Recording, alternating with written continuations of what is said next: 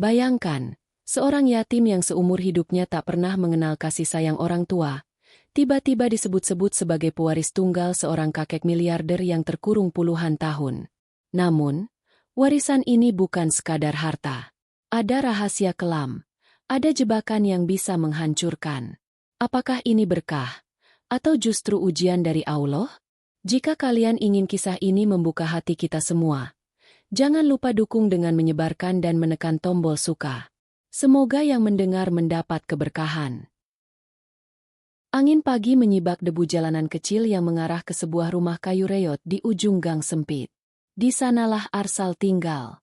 Seorang pemuda yang tak pernah tahu bagaimana rasanya dipeluk seorang ibu, atau mendengar nasihat seorang ayah. Ia yatim sejak usia 4 tahun. Ibunya meninggal saat melahirkannya, dan ayahnya, seorang buruh pabrik, meninggal karena kecelakaan kerja yang tak pernah jelas penyebabnya.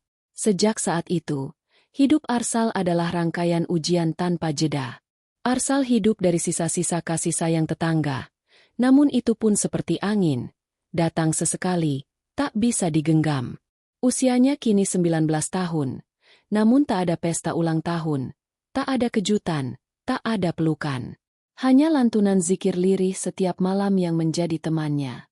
Sejak kecil ia terbiasa bangun sebelum subuh, menimba air dari sumur, lalu pergi membersihkan masjid di ujung kampung, berharap ada yang memberinya sarapan atau sekadar senyuman. Tapi pagi itu berbeda. Langkah Arsal sedikit goyah saat keluar dari rumah. Perutnya belum terisi sejak kemarin sore. Ia berjalan sambil menunduk, menahan rasa lemah, namun tetap menggumamkan shalawat. Di keramaian pasar tempatnya biasa membantu mengangkat barang, suara para pedagang menyambutnya dengan berbagai nada. Ada yang meremehkan, ada yang menyuruh seenaknya, bahkan tak sedikit yang menyuruhnya pergi seolah ia hama. Hei, anak miskin, jangan dekat-dekat, nanti pelanggan kabur. Hardik seorang pedagang buah, menatap jijik pada kaos Arsal yang sudah pudar warnanya. Arsal tak membalas. Ia hanya menunduk dan mundur perlahan, kemudian berpindah ke kios lain, berharap masih ada yang membutuhkan tenaganya. Pekerjaan yang ia dapat hari itu hanya mengangkat 5 dus air mineral. Upahnya? Sepotong roti dan Rp2.000. Tapi Arsal tidak mengeluh. Ia malah tersenyum sambil mengucap syukur, lalu duduk di bangku dekat masjid untuk menikmati roti itu dengan tenang. Sambil makan, matanya menatap langit yang mulai berubah warna.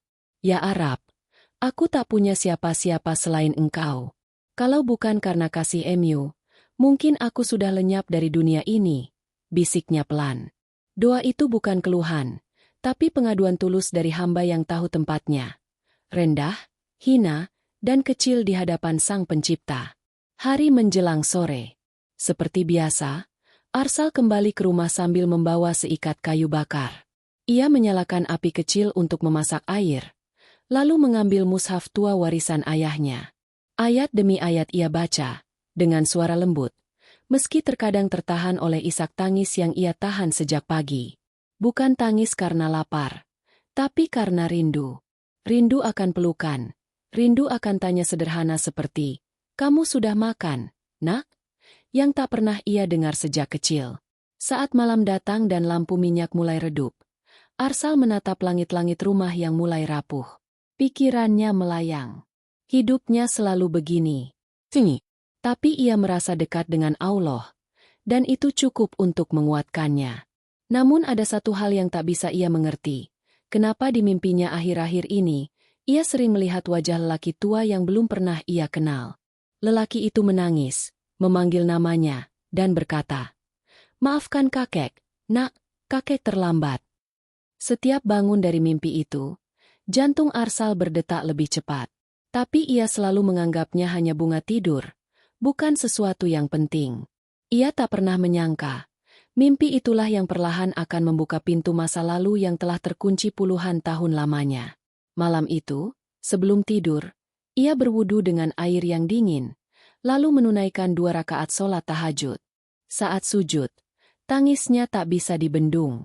Ya Allah, jika memang aku harus terus begini, izinkan aku tetap istiqomah. Jangan biarkan aku berpaling dari MU hanya karena dunia yang menolak kehadiranku.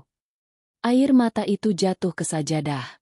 Rumah reot itu menjadi saksi keteguhan hati seorang pemuda yang dibiarkan dunia, tapi tidak pernah ditinggalkan Tuhannya.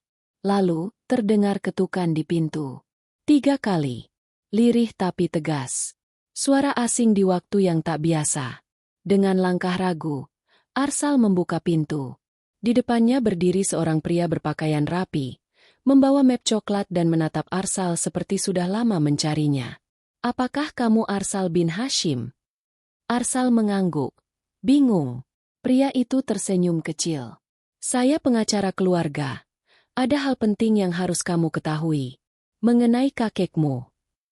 Angin malam masih menggigit kulit ketika Arsal membuka pintu dan mendapati seorang pria asing berdiri di hadapannya.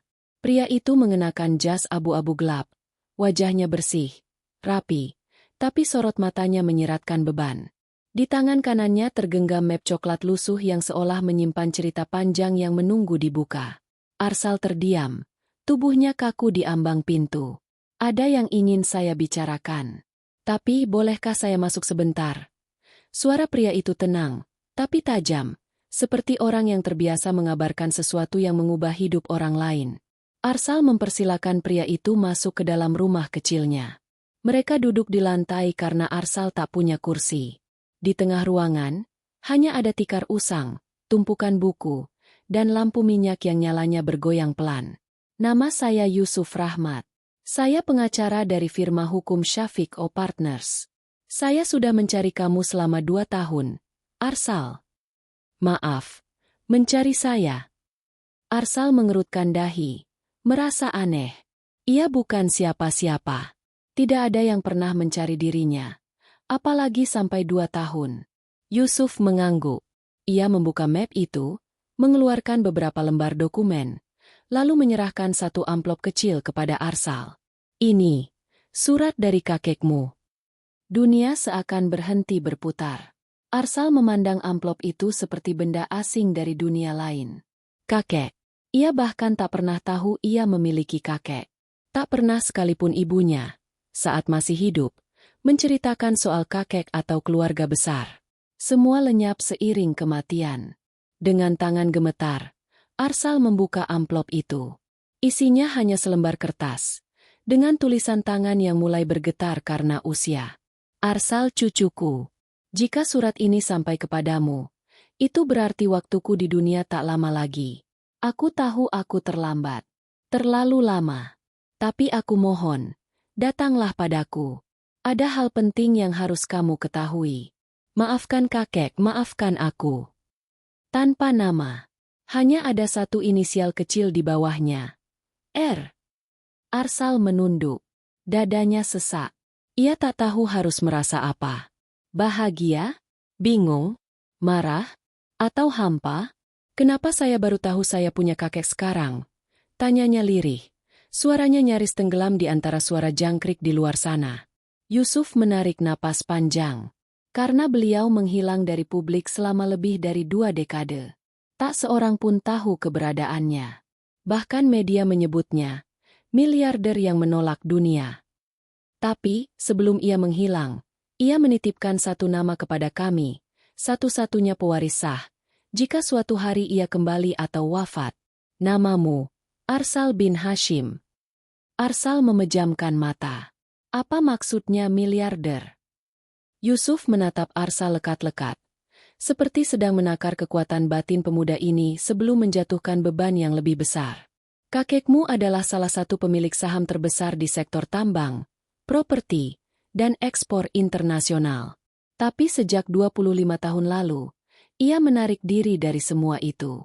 Ia tak pernah muncul, tak memberi kabar, seolah menutup dirinya dari dunia.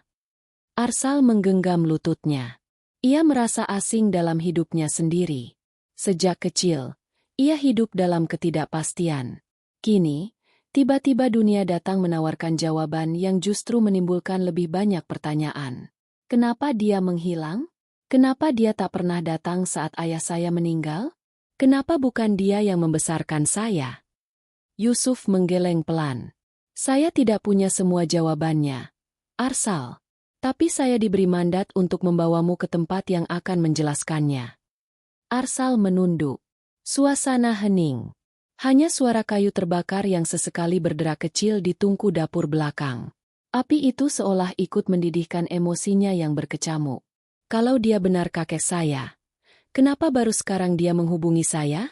Setelah saya bertahun-tahun makan dari sisa warung, tidur dengan perut kosong, dihina karena miskin? Di mana dia waktu saya menangis sendirian di kuburan ayah?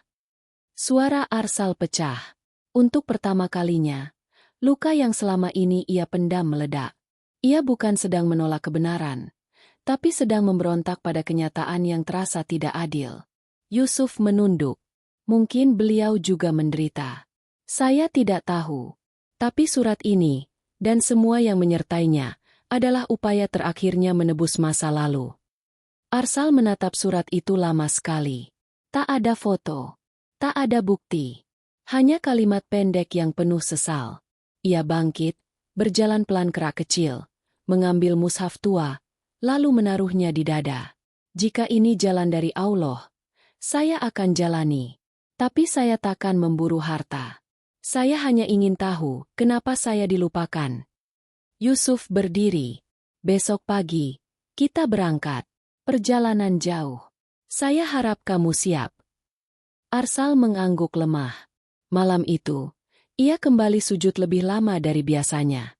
Tangisnya tak mengutuk, tapi menggugurkan luka yang tak bisa diobati manusia.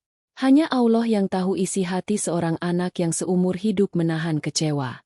Di luar, angin bertiup lebih kencang. Langit seperti menyimpan rahasia besar.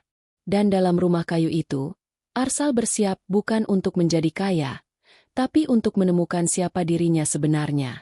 Transisi perlahan dimulai, menuju tempat yang akan mengubah segalanya. Tangga batu yang menurun ke ruang bawah tanah itu terasa seperti lorong ke masa lalu. Setiap langkah Arsal disambut udara lembab dan dingin menusuk tulang. Dinding-dindingnya berlumut, dihiasi sarang laba-laba yang seolah menuliskan sejarah dalam diam. Lilin yang dibawanya menari-nari kecil di ujung sumbu, menerangi sedikit demi sedikit apa yang tersembunyi di dalam gelap. Langkahnya terhenti di depan sebuah pintu logam tua. Tak terkunci, tapi di baliknya, ada sesuatu yang membuat jantung Arsal berdegup tak beraturan. Ia mengangkat tangannya, menyentuh gagang pintu, lalu perlahan mendorongnya terbuka. Cit! Suara engsel pintu bergesek itu seolah membangunkan kenangan yang terkubur. Di dalam, ruangan itu tak terlalu luas. Lampu-lampu redup menyala dari sudut langit-langit, menyoroti ranjang besi tempat seorang lelaki tua terbaring.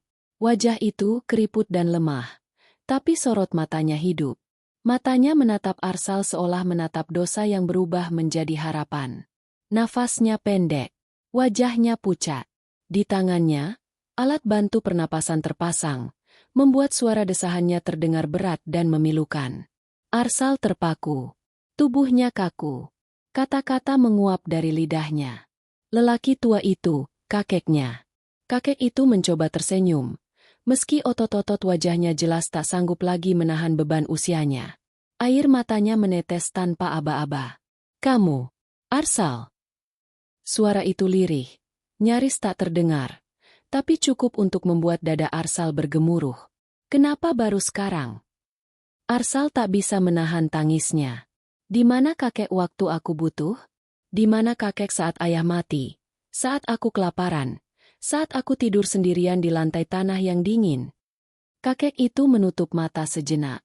Air matanya jatuh lagi. Aku memilih untuk menghilang. Tapi bukan karena tak peduli. Aku dihukum oleh hidup, oleh diriku sendiri. Arsal melangkah mendekat. Ia tak tahu apa yang ia rasakan.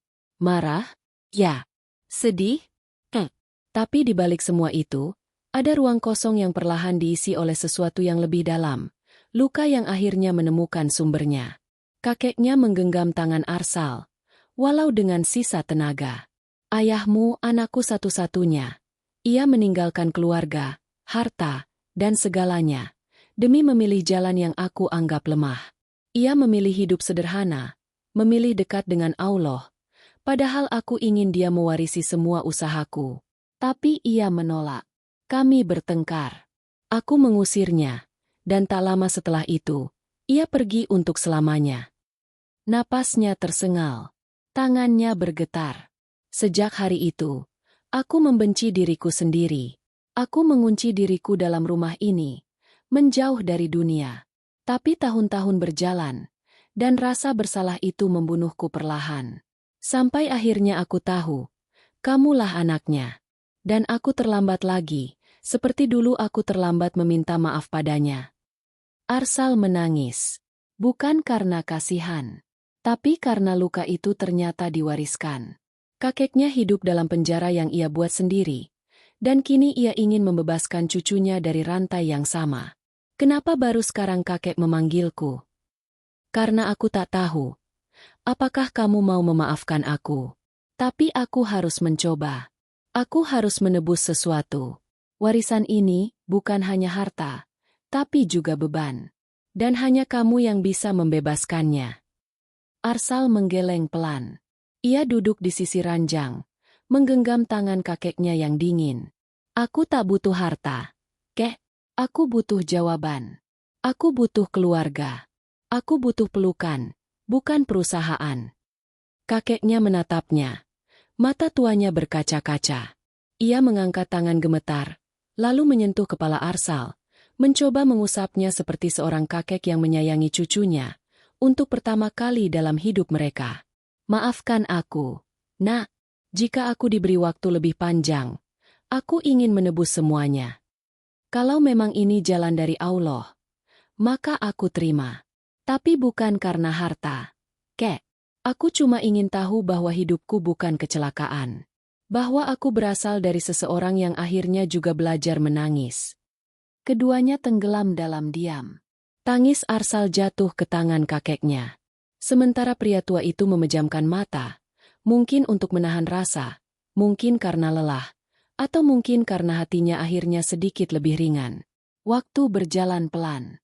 Di dalam ruangan itu, dua generasi yang dipisahkan oleh ego, takdir, dan penyesalan, akhirnya dipertemukan oleh luka yang sama. Luka yang selama ini tidak pernah mendapat ruang untuk sembuh. Arsal duduk lama di samping kakeknya, membacakan ayat demi ayat Al-Quran dengan suara lirih. Setiap lantunan menembus dinding-dinding batu itu, menembus hati yang beku, dan menghapus luka yang tak pernah disuarakan. Dan saat ia mengangkat tangannya untuk berdoa, ia tak lagi meminta dunia. Ia hanya meminta satu hal, agar Allah menerima tobat seseorang yang terlambat, tapi tulus. Bab ini berakhir dengan sunyi. Tapi bukan sunyi yang hampa, melainkan sunyi yang menyimpan harapan, bahwa tak ada yang terlalu tua untuk berubah, dan tak ada yang terlalu jauh untuk dimaafkan. Fajar masih menggantung malu-malu di ujung langit saat mobil hitam itu melintasi jalanan desa. Di dalamnya, Arsal duduk diam, menatap keluar jendela dengan mata kosong. Jalanan yang mereka lewati sudah tak lagi familiar. Tanah kampungnya semakin jauh, dan bersama jarak itu, semua kepastian yang pernah ia genggam pun ikut menjauh. Yusuf, pria yang mengaku pengacara kakeknya, duduk di samping sopir. Sejak mereka berangkat, pria itu nyaris tak bersuara. Hanya sesekali melirik Arsal, seolah ingin mengatakan sesuatu, tapi urung. Perjalanan mereka memakan waktu berjam-jam, menembus hutan-hutan lebat, lalu memasuki wilayah perbukitan yang asing bagi Arsal. Ia tak tahu kemana ia dibawa, tapi surat kakek itu seolah menjadi tali tak terlihat yang menariknya terus maju. Sampai akhirnya mobil berhenti di depan sebuah gerbang besi tua. Catnya sudah berkarat, tapi ukirannya masih bisa dibaca. Rahayu Estate. Pintu gerbang terbuka otomatis, pelan, seperti menguap masa lalu yang tertahan di baliknya. Mobil masuk ke sebuah kawasan sunyi yang seperti ditinggalkan puluhan tahun. Pohon-pohon tumbuh liar. Bangunan besar di ujung jalan tampak megah, tapi terluka oleh waktu. Ket terkelupas, jendela tertutup debu, dan pekarangan dipenuhi rumput setinggi pinggang. Ini rumah kakekmu, ujar Yusuf pelan. Arsal turun dari mobil. Langkah pertamanya terasa berat. Bangunan itu menatapnya seolah mengenalnya, seolah pernah menanti kepulangannya sejak lama. Tapi tak ada rasa hangat. Hanya sunyi yang menggantung di udara. Mereka masuk melalui pintu depan yang besar. Di dalam, Debu mengambang di udara seperti kenangan yang menggantung. Meja-meja masih berdiri, kursi-kursi masih tertata. Bahkan cangkir-cangkir di rak seakan masih menunggu kopi yang tak pernah datang.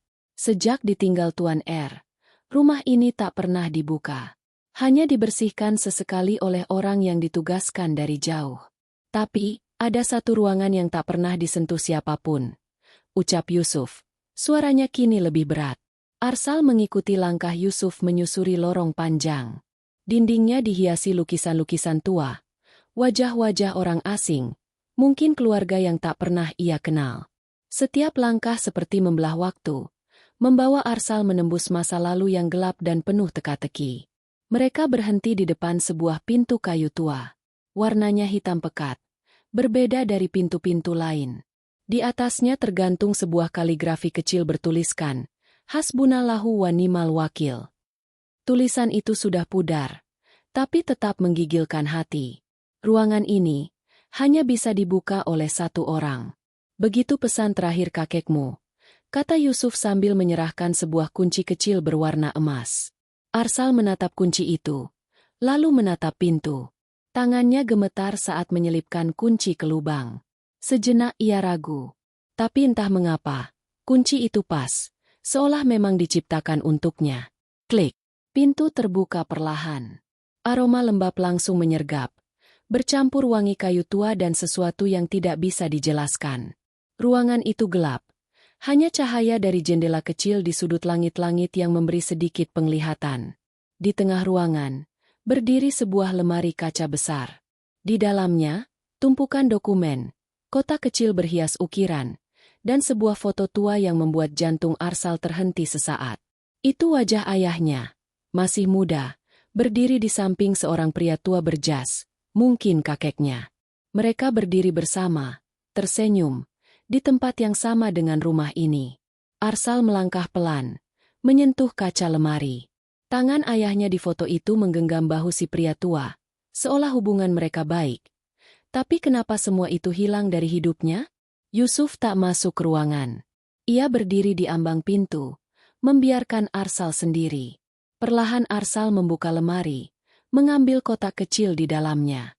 Di dalam kotak itu, ada satu kalung emas berbentuk kunci dan secarik catatan yang hanya bertuliskan satu kalimat. Apa yang kamu cari bukanlah harta, tapi jawaban. Dan jawaban itu ada di ruang bawah. Arsal menoleh ke sekeliling. Tak ada pintu lain. Tak ada tangga ke bawah. Tapi lantai ruangan ini berbeda. Saat ia ketuk, suaranya lebih kosong. Ia jongkok, menyibak karpet tua, dan mendapati palka kecil dari besi. Terkunci. Ia memegang kalung kunci itu. Mencoba. Klik. Palka terbuka perlahan, menampakkan tangga batu yang menurun ke bawah tanah. Arsal menatap gelap itu lama sekali. Tak ada suara. Tak ada cahaya. Tapi dadanya berdegup keras. Ada sesuatu di sana. Sesuatu yang mungkin menjelaskan semuanya. Atau menghancurkan seluruh bayangannya tentang siapa ia sebenarnya. Di belakangnya, Yusuf berkata lirih. Aku tak diizinkan ikut masuk. Tapi aku akan menunggumu di luar. Arsal mengangguk pelan. Ia menyalakan lilin tua yang tergantung di dinding. Lalu melangkah menuruni tangga itu satu demi satu. Dingin. Gelap. Lembab. Tapi juga menuntun. Setiap langkah membawa Arsal lebih jauh dari dunia yang ia kenal.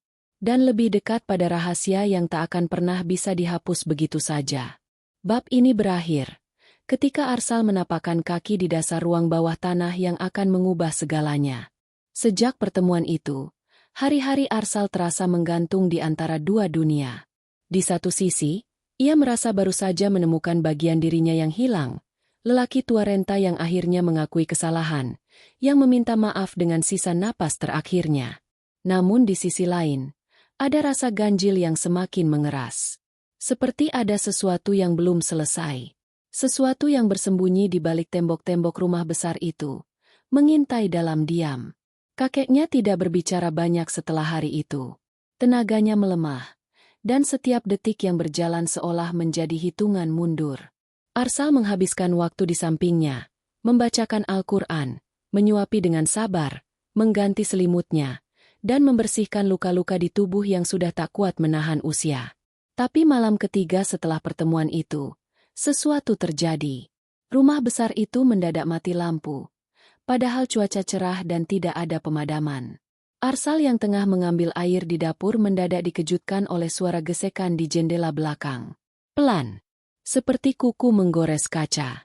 Awalnya ia mengira itu hanya ranting atau binatang malam. Tapi suara itu berulang. Ritmenya aneh, seperti isyarat. Ketak, ketak, ketak. 3 kali. Lalu berhenti. Lalu 3 kali lagi. Arsal mendekat perlahan, menggenggam gagang pintu dapur. Dingin. Tak ada siapa-siapa. Tapi saat ia hendak menutup jendela, matanya menangkap sesuatu. Bayangan gelap berlari di antara pepohonan di luar pagar. Cepat. Seperti bayangan yang tak ingin dikenali. Ia mundur pelan. Tapi sebelum ia sempat mengunci jendela, ia melihat selembar kertas tertempel di sisi luar kaca, ditahan paku kecil yang menancap ke kayu jendela. Arsal menariknya perlahan, membuka lipatannya di bawah cahaya lilin. Tulisan itu kasar. Seperti ditulis tergesa. Warisan itu bukan milikmu. Serahkan, atau kamu menyusul ayahmu. Arsal menatap tulisan itu lama. Tangannya gemetar. Napasnya pendek. Tak ada nama. Tak ada cap. Hanya ancaman dingin yang menusuk langsung ke dada. Ia berlari ke kamar kakeknya. Lelaki tua itu masih terlelap. Wajahnya tenang. Tapi Arsal merasa semuanya mulai berubah. Ia duduk di lantai, memegang kepala. Pikirannya dipenuhi tanda tanya. Siapa yang tahu ia ada di sini? Siapa yang mengancam? Dan apa maksud dari menyusul ayahmu? Malam itu, Arsal tidak tidur. Ia duduk di depan pintu kamar kakeknya dengan tubuh bersandar di dinding, menggenggam mushaf, mencoba menenangkan jiwanya. Tapi setiap bayangan yang lewat di pikirannya selalu kembali ke surat itu. Pagi datang dengan langit mendung. Yusuf datang lebih awal dari biasanya. Saya harus bicara, katanya dengan wajah tegang. Ada informasi yang harus kamu ketahui. Arsal mengeluarkan surat ancaman itu. Yusuf terdiam. Wajahnya mengeras. Saya curiga ini datang lebih cepat dari yang saya perkirakan. Arsal menatap tajam. Maksudnya? Yusuf menarik napas panjang. Warisan yang ditinggalkan kakekmu bukan hanya kekayaan. Ada dokumen yang menyimpan jejak transaksi lama. Kakekmu dulu pernah terlibat dalam kerjasama dengan pihak luar negeri. Perjanjian gelap. Ia menarik diri. Tapi mereka tak pernah mengizinkan siapapun keluar begitu saja. Dan dokumen itu sekarang di tanganku. Arsal menatap kosong. Dunia seolah bergoyang. Ia tidak pernah minta semua ini. Tapi sekarang, ia terjebak di tengah pusaran warisan yang tak pernah ia inginkan. Yusuf melanjutkan. Mereka tahu kamu cucunya. Dan mereka tahu, kamu adalah satu-satunya pewaris sah. Mereka takut kamu akan membuka kembali luka lama. Apa yang mereka inginkan? Diam. Atau hilang. Kalimat itu menampar kesadaran Arsal. Ia bukan lagi anak miskin yang tak dikenal. Kini ia menjadi sasaran, bukan karena keinginannya, tapi karena darah yang mengalir di tubuhnya. Ia menatap kakeknya yang mulai terbangun. Mata tua itu memandang Arsal dengan rasa bersalah yang tak bisa diucapkan. Aku ingin memperbaiki semuanya, ujar kakek itu dengan suara serak. Tapi aku tak punya waktu. Air mata mengalir di pipi Arsal. Kenapa kakek tak katakan dari awal? Ini bukan sekadar warisan. Ini perang. Kakek menggeleng lemah. Karena aku takut kamu akan pergi. Tapi kamu berhak tahu. Ada ruang di perpustakaan. Buku tua di rak ketiga dari bawah. Tarik buku itu. Akan terbuka laci rahasia. Arsal mencatat dalam ingatannya. Di sana, kebenaran semua ini disimpan. Kakek menutup mata kembali. Napasnya bergetar. Tubuhnya semakin lemah. Dan Arsal berdiri di antara pilihan. Mundur demi keselamatan. Atau maju menembus bayangan masa lalu. Di luar, langit mulai gelap meski matahari belum terbenam. Seolah dunia pun ikut menyimpan rahasia. Dan Arsal tahu, ancaman ini baru permulaan. Bab ini berakhir saat Arsal melangkah ke perpustakaan tua, menatap rak buku itu, dan menyiapkan dirinya untuk membuka kebenaran yang mungkin tak bisa ditutup kembali. Langkah Arsal bergema di antara dinding-dinding perpustakaan tua itu. Udara terasa lebih pekat, seolah ruangan itu menyimpan napas panjang dari masa silam. Cahaya matahari yang masuk dari jendela besar hanya cukup untuk menerangi debu-debu yang menari di udara. Sunyi. Tapi bukan sunyi yang biasa. Ini sunyi yang mengintai. Rak demi rak ia telusuri. Buku-buku berjajar rapi, meski sebagian sudah pudar judulnya. Tapi ia ingat jelas pesan kakeknya. Rak ketiga dari bawah. Tangannya menyusuri baris demi baris, lalu berhenti pada satu buku tebal berwarna merah gelap tanpa judul. Ia ragu, tapi rasa penasaran lebih kuat dari ketakutannya. Ia menarik buku itu pelan. Klik. Sebuah suara mekanik terdengar dari balik dinding kayu. Lalu perlahan, lantai rak di hadapannya bergeser, membuka laci rahasia yang tersembunyi. Di dalamnya ada sebuah map kulit coklat tua. Usangnya menunjukkan usia, tapi kunci besi kecil yang tergantung di pinggir map itu menunjukkan bahwa isinya bukan hal sepele. Arsal mengambil map itu dan membukanya di atas meja. Di dalamnya, ada lembaran-lembaran dokumen, kontrak-kontrak bisnis, bukti transaksi dalam mata uang asing, tanda tangan pejabat asing, dan yang paling membuat darah Arsal menggumpal, ada surat perjanjian bertuliskan, tidak boleh diungkap kepada siapapun, termasuk pihak negara. Di bawahnya, tanda tangan kakeknya. Di pojok kanan bawah, cap merah bertuliskan, rahasia internasional. Tangan Arsal bergetar. Semua yang dikatakan Yusuf benar. Kakeknya pernah terikat dalam jaringan gelap internasional. Entah apa yang dijual atau dibeli, tapi dampaknya jelas besar. Dan sekarang, semua itu diwariskan padanya, bukan untuk dilanjutkan, tapi untuk dihancurkan, atau dijaga dalam diam. Ia duduk terpaku. Napasnya memburu. Bayangan ayahnya muncul di benaknya. Lelaki sederhana yang memilih jalan berbeda dari ayahnya. Lelaki yang lebih memilih hidup miskin tapi bersih, daripada kaya tapi terikat perjanjian hitam. Tiba-tiba terdengar suara derit pintu dari arah lorong. Arsal refleks meraih dokumen dan menyembunyikannya di balik bajunya. Ia melangkah pelan, keluar dari perpustakaan. Tapi lorong itu kosong. Hanya angin yang berdesir. Tapi hatinya tak tenang. Malam sebelumnya ada ancaman. Sekarang, ruangan rahasia telah dibuka.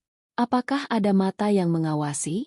Setibanya di kamar kakeknya, ia dapati lelaki tua itu tertidur. Wajahnya pucat, tubuhnya lebih kurus dari kemarin. Tapi di sudut ruangan, Yusuf duduk dengan wajah gelisah.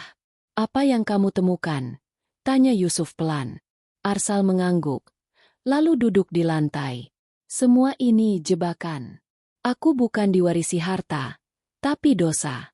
Aku sedang diberi pilihan, diam dan ikut dalam kebusukan, atau bicara dan mungkin dihancurkan." Yusuf menatapnya dalam. "Apa kamu siap kehilangan segalanya demi kebenaran?" Arsal mengangguk ragu. "Aku tidak takut kehilangan uang, karena aku tidak pernah punya. Tapi aku takut kehilangan arah. Aku takut kecewa pada diri sendiri." Ia berdiri, menatap keluar jendela. Langit mulai mendung, seperti cermin isi hatinya. "Sejak kecil aku hanya punya satu pegangan, solat, zikir, dan harapan bahwa Allah melihat aku. Tapi sekarang, semua ini mengujiku. Aku bisa diam dan hidup dalam kemewahan, atau bicara dan menantang dunia." Yusuf mendekat, meletakkan tangan di bahu Arsal. "Ini saatnya kamu memilih. Dunia atau akhirat. Kepalsuan atau kebenaran. Ini bukan hanya warisan harta, ini warisan moral. Dan kamu adalah satu-satunya yang bisa menebus masa lalu keluarga ini." Arsal mengangguk pelan, tapi hatinya bergolak hebat. Ia berjalan ke musola kecil di ujung lorong. Sujudnya malam itu lebih dalam dari biasanya. Ia tak meminta dunia. Ia tak minta jalan pintas. Ia hanya meminta satu hal. "Ya Allah, jangan biarkan aku memilih jalan yang salah, hanya karena ia terlihat mudah." Beri aku kekuatan untuk tetap berada dalam lindungan MU, meski semua orang ingin aku jatuh. Tangisnya pecah. Di balik sujud itu, jiwanya meleleh. Ia bukan lagi yatim miskin yang tak dianggap. Ia kini pemilik rahasia besar yang bisa mengguncang nama-nama besar. Tapi bukan itu yang membuatnya takut. Ia takut kehilangan cahaya di tengah gelapnya pilihan. Malam itu, ia bangkit bukan dengan keputusan final, tapi dengan hati yang lebih tenang. Ia tahu, langkah berikutnya akan membawanya lebih dekat ke jurang bahaya. Tapi ia juga tahu, selama ia berjalan bersama Allah, jalan itu tak akan pernah gelap sepenuhnya. Bab ini berakhir dengan Arsal membuka matanya dari sujud panjangnya, dan di kejauhan terdengar suara mobil asing berhenti di depan gerbang. Sebuah pertanda bahwa pilihan itu tak bisa ditunda lebih lama lagi. Suara mobil asing yang berhenti di depan gerbang tua itu masih menggema di telinga Arsal. Ia segera berdiri dari sajadah, menyeka air mata yang belum sempat kering. Hatanya sudah cukup tenang untuk berserah, tapi belum siap untuk bertarung. Namun waktu tidak memberi pilihan. Dari balik jendela lorong atas, Arsal mengintip. Sebuah mobil hitam mewah berhenti, dan keluar darinya dua pria berbadan besar mengenakan jas gelap. Gerak-gerik mereka tak seperti orang tamu biasa. Mata mereka menyapu sekeliling seperti sedang memastikan situasi. Arsal mundur perlahan. Jantungnya mulai berdetak lebih cepat. Tanpa menunggu pintu dibukakan, keduanya sudah masuk melalui pintu pagar kecil yang rupanya tidak terkunci. Yusuf, yang masih berada di ruang tamu, segera menyambut. Percakapan singkat mereka terdengar tegang. Nada suara para tamu itu datar, tapi tajam. Seperti ancaman yang dibungkus kesopanan. Arsal bersembunyi di balik dinding, mencoba mencuri dengar. Kami ingin bertemu pewaris. Beliau sedang tidak bisa diganggu. Kakeknya belum stabil. Jawab Yusuf datar. Ini bukan tentang kesehatan. Ini tentang keamanan. Dan waktunya sudah habis. Lalu hening. Arsal menarik napas dalam. Ia tahu ini bukan pertemuan biasa. Mereka pasti bagian dari lingkaran gelap yang disebutkan Yusuf. Mereka datang bukan untuk diskusi. Mereka datang untuk menekan atau menyingkirkan. Begitu langkah kaki terdengar menjauh ke ruang tamu, Arsal berlari kecil ke perpustakaan. Ia kembali membuka map tua yang tadi disembunyikan. Kali ini, ia membaca dengan lebih saksama. Di antara lembaran kontrak dan dokumen aset, ada satu lembar fotokopi lusuh bertuliskan Nota Kesepahaman Kerjasama Rahasia 1998. Tertulis jelas, PT Rahmat Global, milik kakeknya, bekerja sama dengan Herndale Resources Ltd, sebuah perusahaan tambang asal luar negeri. Di bawahnya, daftar nama-nama yang membuat mata Arsal mengerut tajam. Di sana tertera tanda tangan beberapa nama pejabat dalam negeri dan figur asing. Tapi yang membuat napasnya tercekat adalah satu nama yang tak asing, Ahmad Faizal, nama yang ia kenal sebagai tokoh masyarakat ternama, bahkan sering muncul di televisi nasional sebagai tokoh agama dan dermawan. Tapi namanya tercantum sebagai mediator, sekaligus penerima dana komisi. Orang ini, yang dulu ayahku sering bicarakan, bisik Arsal. Ia ingat samar. Waktu kecil ayahnya sering menyebut seseorang bernama Faizal. Dulu Arsal tak mengerti maksudnya. Tapi sekarang, semuanya terasa seperti potongan puzzle yang mulai menyatu. Arsal memindai lembar lainnya. Ada rekaman transaksi puluhan miliar rupiah dalam bentuk mata uang asing, digunakan untuk memuluskan izin pertambangan di tanah adat. Termasuk, dokumentasi pembelian lahan yang ternyata dulu adalah milik warga kecil, diusir secara paksa. Dan lebih dari itu, ada satu dokumen yang menyebutkan adanya perjanjian, pengamanan informasi, hingga 2 generasi ke depan. Artinya, siapapun yang membocorkan ini, akan dihadapkan pada risiko hukum, ekonomi, bahkan nyawa. Arsal terduduk. Kepalanya berat. Ia bukan hanya membawa aib kakeknya. Ia kini memegang senjata yang bisa mengguncang nama-nama besar negeri ini. Tapi senjata itu bisa berbalik menghancurkannya jika ia salah melangkah. Langkah kaki mendekat membuatnya kembali sadar. Ia buru-buru menyembunyikan dokumen itu di balik dinding kayu perpustakaan yang kosong. Yusuf masuk dengan wajah tegang. Mereka tahu kamu ada di sini. Apa yang mereka mau? Tanya Arsal, nyaris berbisik. Bungkam. Dan jika kamu menolak, mereka bisa melakukan apa saja. Kamu sedang berdiri di antara dua dunia. Arsal. Di satu sisi, ini kebenaran. Di sisi lain, ini jebakan. Tapi yang mereka takutkan, kamu membawa cahaya ke dalam gelap yang mereka pelihara. Arsal memandang Yusuf. Matanya merah. Aku tak bisa diam. Tapi aku juga tak tahu caranya bergerak. Yusuf menarik napas panjang. Kadang bergerak tidak perlu suara. Cukup kamu berjalan lurus. Jangan menjual nurani. Jangan tawar kebenaran. Maka langit akan cukup untuk melindungimu. Arsal terdiam. Kata-kata itu menusuk, tapi juga menenangkan. Malam harinya, Arsal kembali sujud dalam diam. Ia menangis tanpa suara. Bukan karena takut, tapi karena bebannya terlalu berat untuk dipikul seorang diri. Ya Allah, jika jalan ini membawa murka MU, maka ambil semuanya dariku. Tapi jika ini jalan untuk menebus nama ayahku dan membersihkan jejak kelam ini, maka kuatkan aku. Karena aku hanya punya engkau. Di luar rumah, mobil hitam itu masih terparkir. Mesin mati, tapi sorotan matanya tetap menyala. Seperti monster yang sabar menunggu mangsanya lengah. Dan Arsal tahu bahwa ia tidak bisa mundur lagi. Ia harus memilih, hidup dalam kebohongan yang nyaman, atau berdiri di atas kebenaran yang mengancam segalanya. Langit pagi itu seolah menumpahkan kelamnya sebelum waktunya. Kabut turun lebih tebal dari biasanya, menyelimuti halaman rumah besar itu seperti kain kafan yang perlahan menutup nadi sejarah kelam di dalamnya. Arsal berdiri di depan jendela kamarnya, menatap hening ke arah pepohonan yang terayun pelan. Tapi pikirannya tidak tenang. Semalam, ia menyelesaikan penyalinan seluruh dokumen rahasia ke sebuah buku kecil. Disembunyikannya buku itu di balik ubin longgar di bawah rak lemari tua. Satu-satunya tempat yang ia rasa cukup aman. Tapi aman pun kini menjadi kata yang rapuh. Terlalu banyak mata memandang. Terlalu banyak telinga mendengar. Ia belum bicara pada siapapun tentang salinan itu. Bahkan Yusuf tidak tahu. Bukan karena tak percaya. Setidaknya belum. Tapi karena dalam dunia seperti ini, satu-satunya perlindungan adalah diam. Namun firasat buruk itu makin menajam. Saat ia turun ke ruang makan, Yusuf sudah duduk di sana. Wajahnya tetap tenang, tapi ada sesuatu yang tak biasa. Senyumnya kaku, matanya tak fokus, dan tangannya menggenggam ponsel yang tak pernah ia letakkan. Arsal mencoba bersikap biasa. Ia duduk, menuangkan teh, dan berkata pelan. Semalam ada seseorang yang mengitari rumah.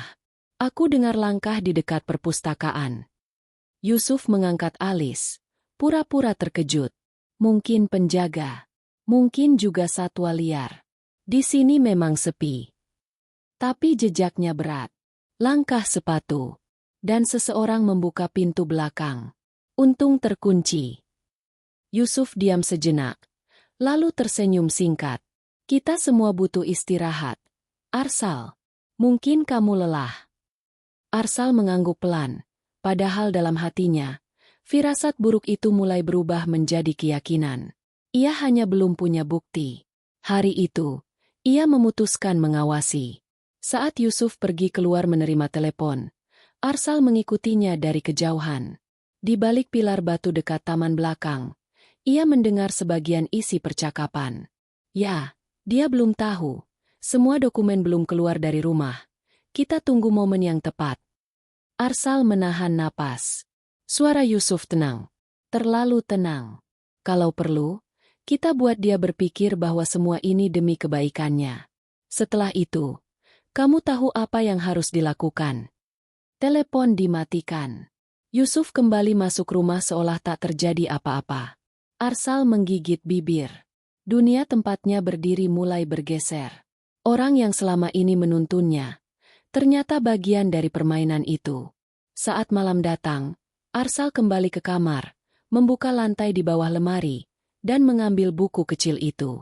Ia menatapnya lama, lalu menyelipkannya ke dalam pakaian dalam berlapis, seolah tubuhnya sendiri kini adalah brankas terakhir.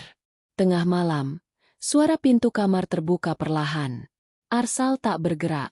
Ia memejamkan mata, pura-pura tidur. Tapi napasnya ia atur pelan. Ia mendengar langkah masuk. 1, 2, 3. Lalu hening. Orang itu berdiri di dekat tempat tidurnya. Ia bisa merasakan tatapannya. Kemudian, terdengar suara laci dibuka. Rak lemari diperiksa. Bahkan karpet digeser. Tapi saat orang itu mulai bergerak ke arah ubin, tempat buku itu tadi tersembunyi. Arsal membuka mata, cepat bangkit, dan menyalakan lampu. Sedang cari apa? Tanyanya tajam. Yusuf berdiri di tengah ruangan.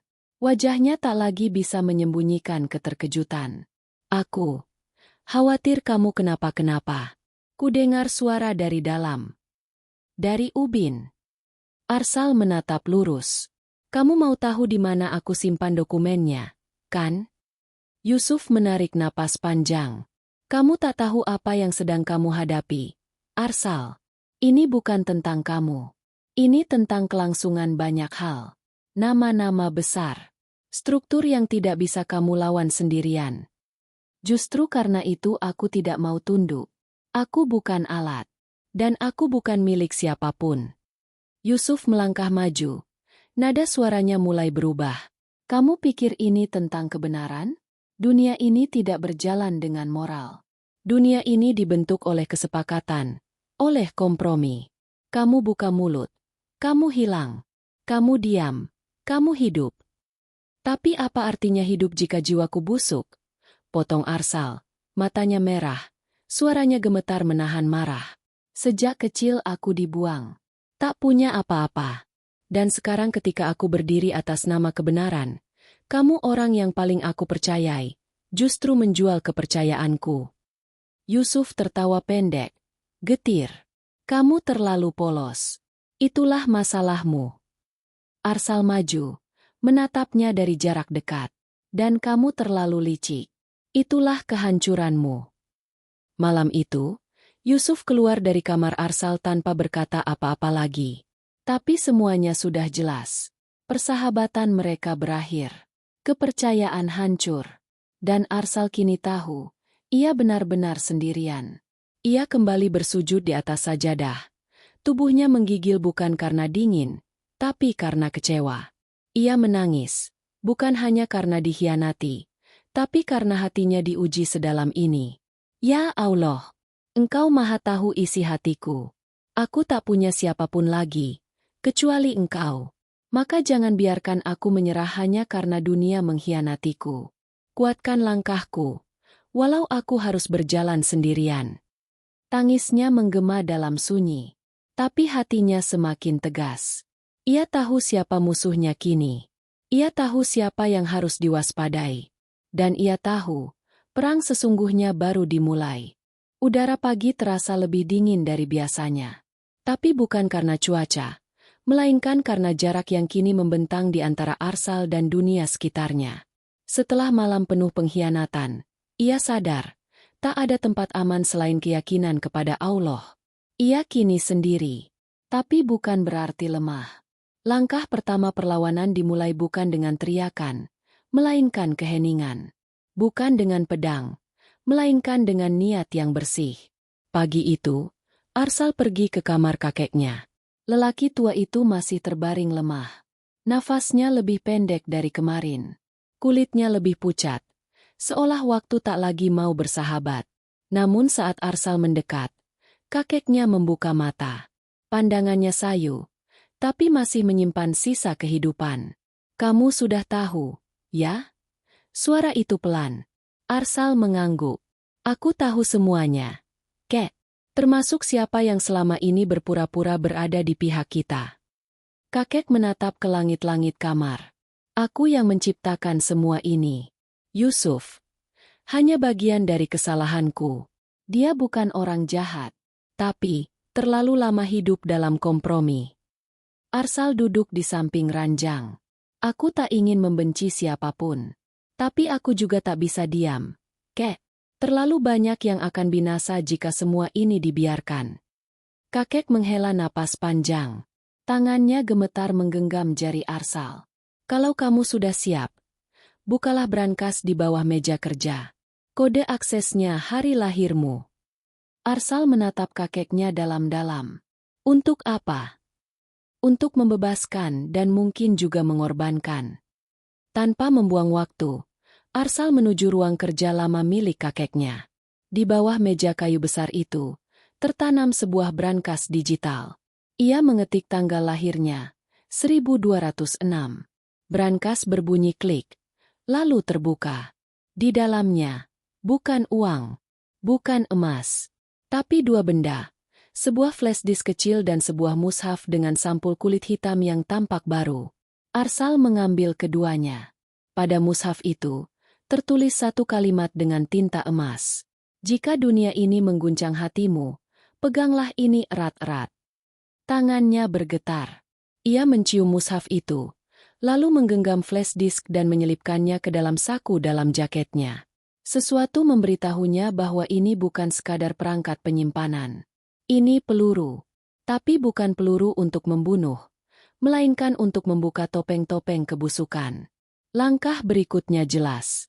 Ia harus keluar dari rumah itu. Ia harus mengamankan bukti sebelum Yusuf atau orang-orangnya menyadari keberadaan flash disk ini. Tapi ia tak bisa sembarangan. Setiap mata di rumah itu kini bisa menjadi musuh. Arsal mengambil motor tua yang disimpan di gudang. Ia memperbaikinya diam-diam sejak 2 hari lalu. Hari ini, mesin itu hidup. Dan saat matahari baru naik separuh langit, ia tancap gas menuju arah kota. Menuju orang yang bisa ia percaya. Ustadz Ghani, guru ngaji masa kecilnya yang kini menjadi bagian dari lembaga anti korupsi berbasis independen. Selama perjalanan, Arsal membaca istighfar tanpa henti. Jantungnya berdegup cepat, bukan karena kejaran, tapi karena ini pertama kalinya dalam hidup ia merasa membawa sesuatu yang bernilai, bukan untuk dirinya, tapi untuk orang banyak. Sesampainya di rumah Ustadz Ghani, ia segera mengetuk pintu. Seorang lelaki parubaya, berjubah putih, membuka dengan senyum hangat. "Arsal?" tanyanya heran. "Sudah besar kamu." Arsal tak menjawab. Ia langsung memeluk Ustadz itu, dan air matanya pecah begitu saja. "Ustadz, saya tak tahu harus kemana, tapi saya bawa sesuatu yang bisa menyelamatkan banyak orang, atau membinasakan saya." Ustadz Ghani segera menutup pintu, mengajak Arsal masuk. Di ruang tamu yang sederhana, tanpa kamera atau suara, Arsal menyerahkan flash disk itu. Ia menceritakan semuanya. Dari rumah reo tempat ia tinggal, surat misterius, ruang bawah tanah, dokumen, hingga pengkhianatan Yusuf. Ustadz Ghani mendengarkan dengan seksama. Tak satu kata pun ia potong. Setelah selesai, beliau memejamkan mata, lalu berkata pelan, "Kamu sedang diuji, Arsal. Ini bukan tentang politik. Ini tentang kebenaran. Dan kebenaran itu memang selalu menyakitkan bagi yang terbiasa hidup dalam kebohongan." Arsal menunduk. "Saya takut, Ustadz. Saya takut nyawa saya jadi taruhan." Sahabat Nabi juga takut, Arsal. Bahkan para nabi pun bergetar hatinya. Tapi mereka tidak lari. Karena mereka tahu, di balik ketakutan yang paling dalam di sanalah tempat kita benar-benar bertemu Allah. Kalimat itu menusuk dada Arsal. Ia menggenggam mushaf itu lebih erat. Hari itu ia tak kembali ke rumah kakeknya. Ia tinggal semalam di rumah Ustadz Ghani, menenangkan diri, membaca Quran, dan merenung. Malamnya, saat dunia tidur, Arsal kembali bersujud. Tapi kali ini, bukan dengan tangis ketakutan, melainkan dengan hati yang mulai ikhlas. "Ya Allah, aku tak tahu kemana semua ini akan berakhir. Tapi jika langkah ini adalah bagian dari rencana MU, maka jangan biarkan aku berhenti. Jangan biarkan aku kalah. Jangan biarkan aku memilih selamat, tapi mengorbankan kebenaran." Ia bangkit dengan wajah baru. Ia tidak lagi Arsal yang dulu hanya diam dan pasrah. Ia kini membawa tekad, bukan dendam. Ia membawa cahaya, bukan hanya keberanian. Pagi itu, Langit menggantung abu-abu, seakan ikut menyimpan berat keputusan yang akan dibuat manusia-manusia di bawahnya. Jalan menuju rumah besar milik kakek Arsal dipenuhi dedaunan basah, sunyi, dan lengang. Tapi dada Arsal justru bergemuruh lebih keras dari sebelumnya. Ia kembali, dengan satu niat yang tak bisa digoyahkan lagi, menyelesaikan segalanya. Bukan dengan kebencian, tapi dengan keberanian. Bukan demi membalas dendam, tapi demi menuntaskan luka yang diwariskan turun-temurun, dari generasi ke generasi. Saat motor tuanya berhenti di depan pagar rumah, dua pria berbadan besar berdiri menahan. Mereka adalah orang-orang Yusuf. "Arsal, kamu tidak seharusnya kembali," kata salah satu dari mereka, dingin. Arsal menatap mereka, tanpa gentar. "Sampaikan pada Yusuf, aku datang bukan untuk bicara, tapi untuk menyampaikan keputusan. Aku mau semua yang terlibat keluar dari rumah ini. Sekarang juga." Salah satu pria itu maju, namun sebelum sempat menyentuh Arsal, suara berat terdengar dari arah dalam rumah. "Biarkan dia masuk," perintah Yusuf, berdiri di ambang pintu dengan wajah kelam. Arsal melangkah masuk. Rumah itu masih seperti semula, namun rasanya jauh berbeda. Kini, bukan rasa penasaran yang menyelimutinya, tapi kepastian bahwa ia sedang memasuki medan terakhir. Tempat semua cerita akan ditutup, dengan harga yang mungkin tak murah. Di ruang tamu, Yusuf duduk di kursi tua milik kakek. Tangannya menyilangkan jari, ekspresinya tenang tapi penuh pengawasan. Dua orang asing duduk di sisi lain. Wajah-wajah dingin, asing, namun Arsal tahu, mereka bukan sekadar tamu. Mereka adalah perwakilan dari jaringan yang telah menjerat keluarganya sejak puluhan tahun lalu. Arsal berdiri tegak di hadapan mereka. "Aku sudah tahu semuanya. Nama-nama, perjanjian, dokumen, dan kejahatan yang coba kalian tutupi.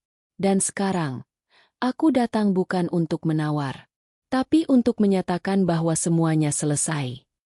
Salah satu pria asing itu tersenyum sinis.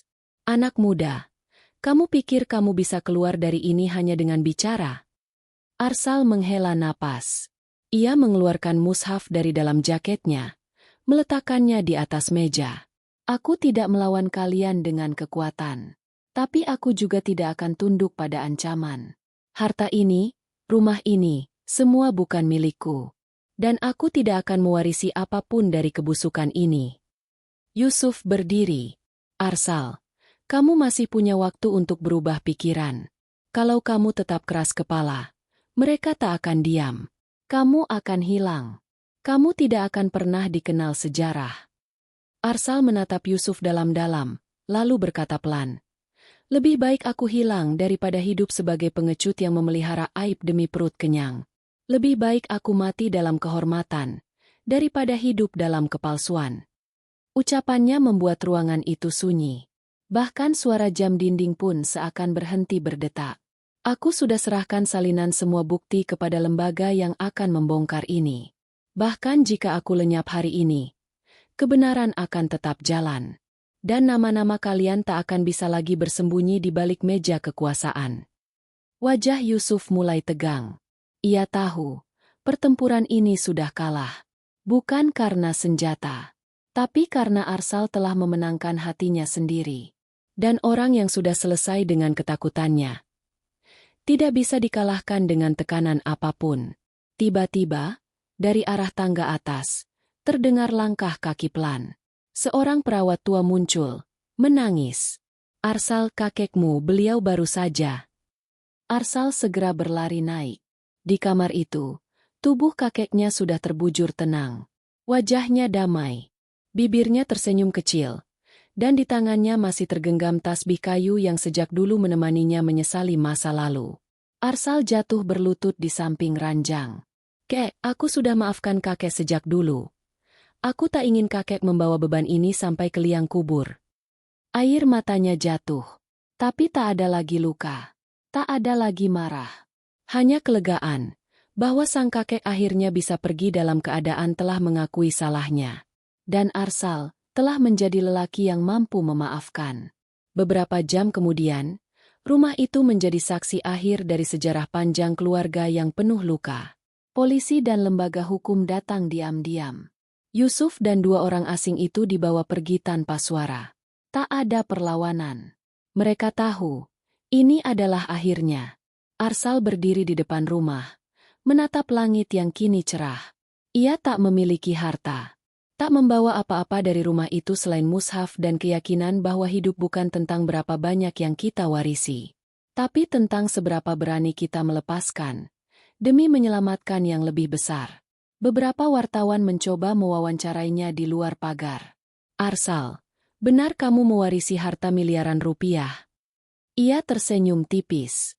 Yang aku warisi adalah pelajaran bahwa kemewahan tidak sebanding dengan kejujuran. Bahwa diam bisa jadi dosa, dan bahwa hidup yang benar tidak selalu mudah. Hari itu, Arsal pulang ke rumah kayu reyotnya.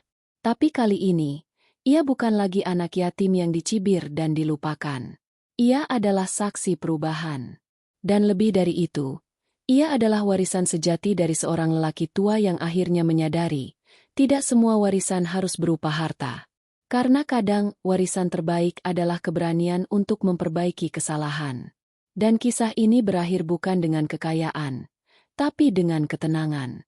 Bukan dengan sorak-sorai, tapi dengan sujud panjang. Ya Allah, cukup engkau bagiku.